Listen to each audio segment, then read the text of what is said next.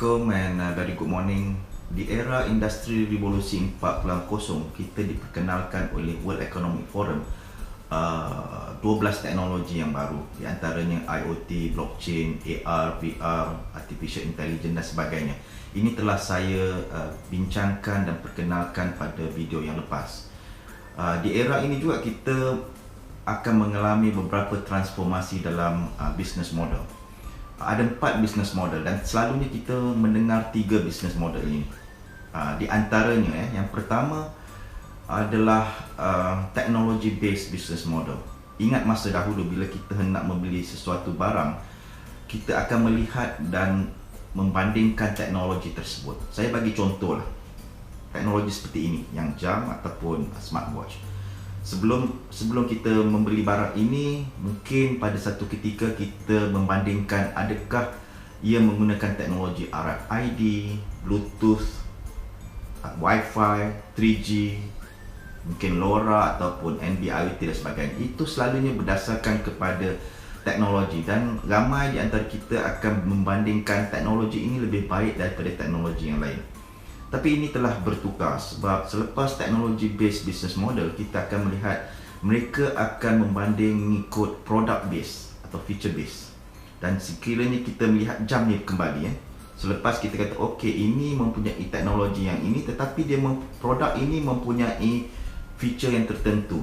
Sebagai contoh, dia ada blood pressure, dia ada ECG, dia ada fall detection dan sebagainya, dan bermacam-macam ciri-ciri atau feature yang kita bandingkan di antara satu jam smartwatch dengan jam yang lain. Itu adalah business model yang kedua.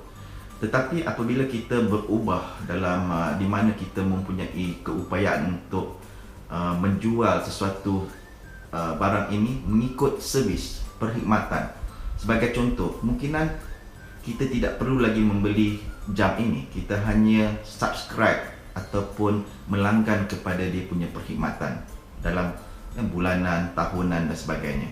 Tidak lagi kita membandingkan apakah feature di antara jam ini dan jam tersebut, apa yang dia boleh lakukan. Hanya bergantung kepada pembayaran bulanan. Itu adalah service based business model. Tapi yang keempat, ini adalah lebih berbeza daripada ketiga-tiga yang saya maklumkan tadi. Ini dikatakan business model outcome based business model.